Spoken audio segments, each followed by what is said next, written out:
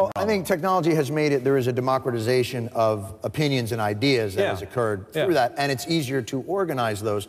But even with that, it felt like the Republican Party did their best to minimize the grassroots element. The way that they treated Ron Paul and his supporters in this campaign was nothing next to appalling. Like, it was, they didn't give them any opportunity. It was... They put up a nice video of Ron Paul at the convention.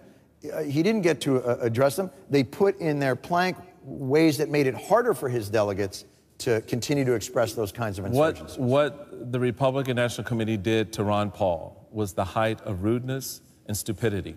For this reason,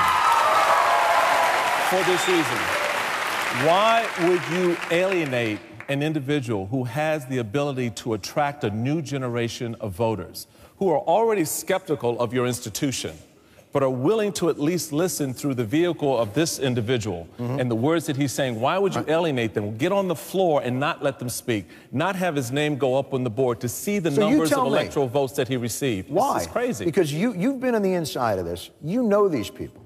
Yeah, well... Why? Why would they do that?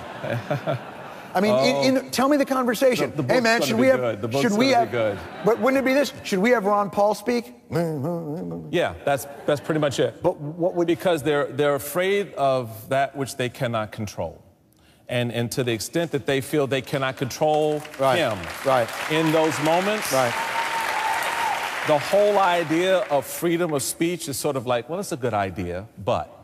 And and it's true. And the reality of it is, he has been saying the same thing. This man has been consistent from his first days in Congress. Since 1820. There you go.